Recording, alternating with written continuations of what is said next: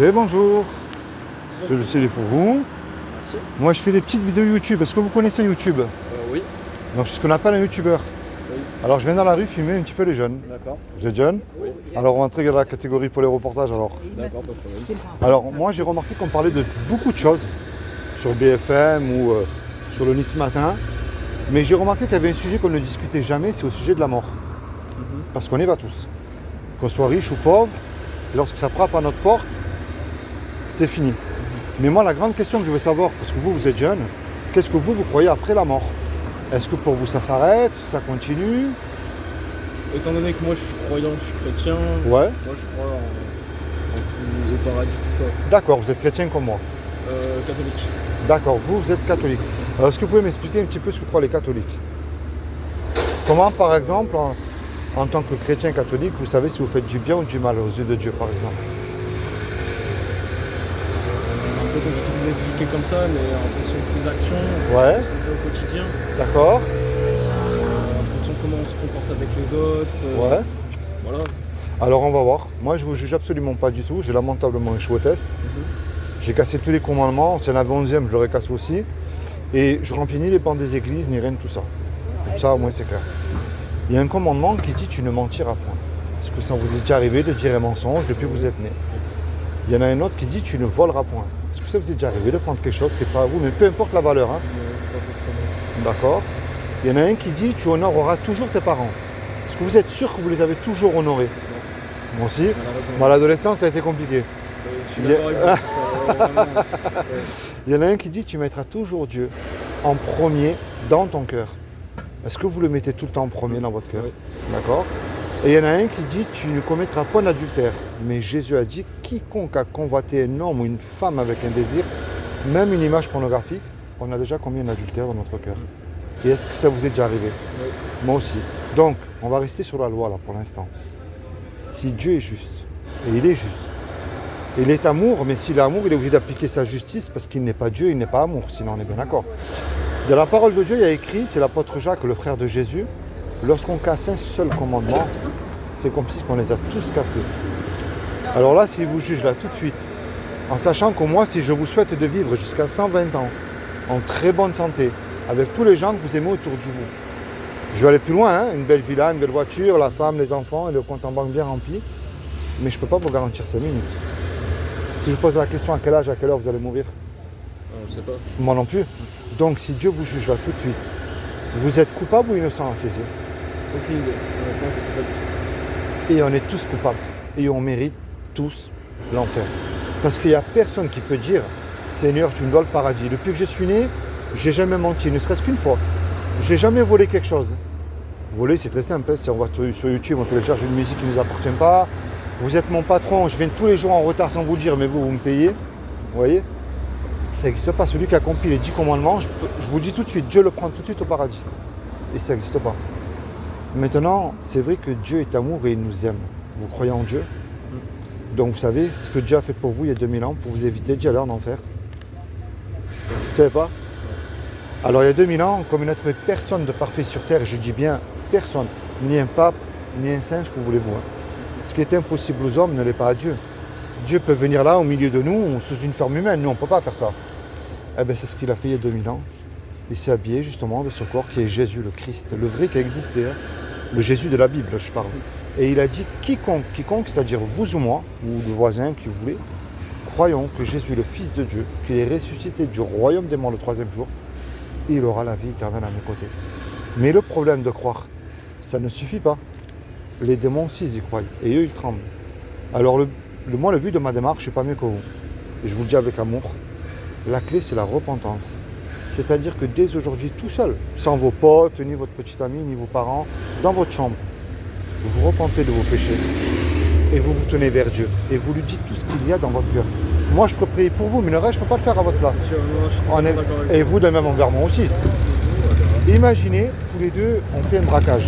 On va braquer là, la pharmacie, là, on pique la caisse, on se fait serrer, on passe devant le tribunal. Et le juge, il nous dit à tous les deux, je vous laisse le choix. Vous me donnez une caution d'1 million d'euros, ou je vous envoie tous les deux 20 ans en prison. Malheureusement, on n'a pas l'argent parce qu'on vient de se faire serrer. Et puis on ne peut pas revenir en arrière et effacer le mal qu'on a fait. Et on ne peut pas dire au juge tous les deux, monsieur le juge, sur la vie de ma mère, c'est fini, je ne recommence plus, vous êtes bon, miséricordieux. Ça ne marche pas ça. Le juge il va dire, c'est vrai que je suis bon, miséricordieux. Mais moi, je suis un bon juge, alors vous me payez la caution, vous partez en prison. On se regarde tous les deux, on ne sait plus quoi faire. Et puis il arrive tout à coup un homme dans la salle qu'on ne connaît pas. Et cet homme-là, il paye la caution à notre place.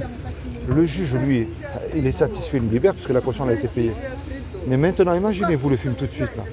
Cet homme-là, il se présente en retour devant vous. Qu'est-ce que vous allez lui dire à cet homme qui a payé la caution là? Le remercier, mais on peut pas le remercier, on peut pas... On est d'accord. Si vous demandez un service, la moindre des choses, vous allez lui rendre, puis mais vous pourrez aussi, j'imagine bien. Vous voyez, c'est quoi l'image que je viens de vous donner là? Pas tellement. C'est ce que Jésus a fait pour vous sur la croix il y a 2000 ans.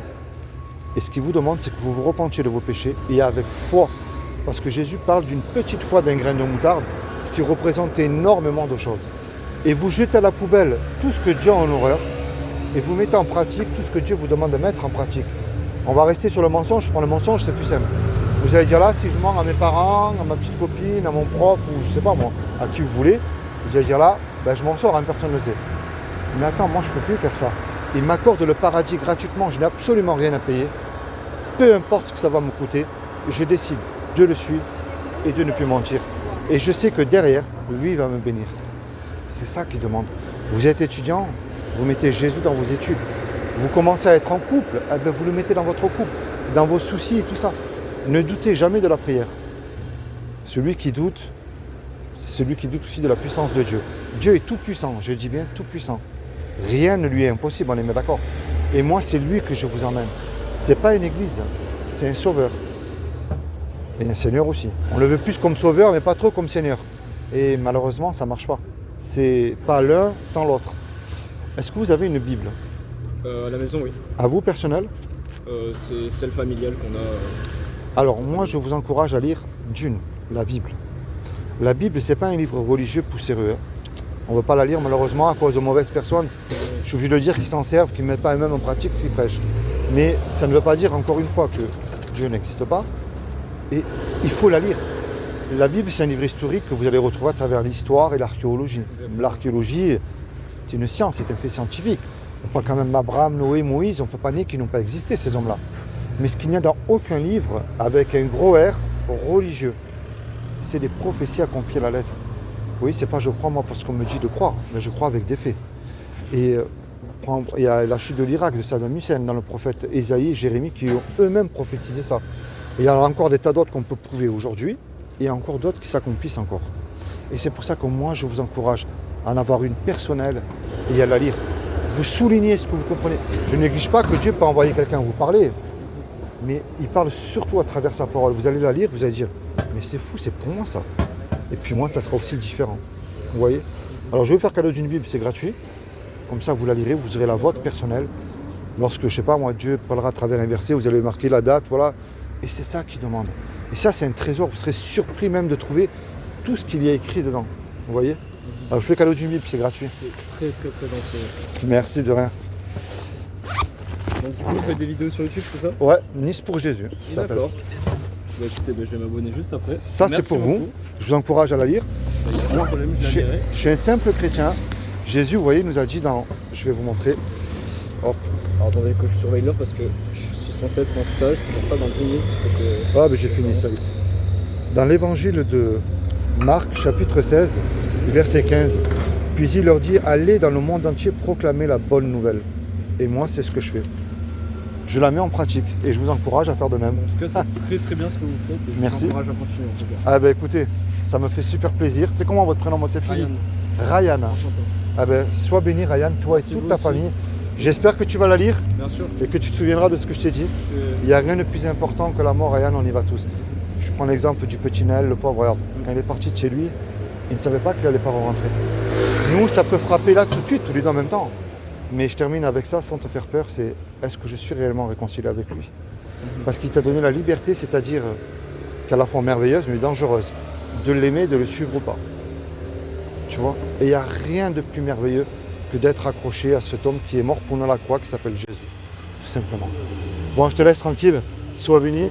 Et puis, lis la Bible, d'accord? Allez, merci. Bonne journée. Bonne journée, au revoir.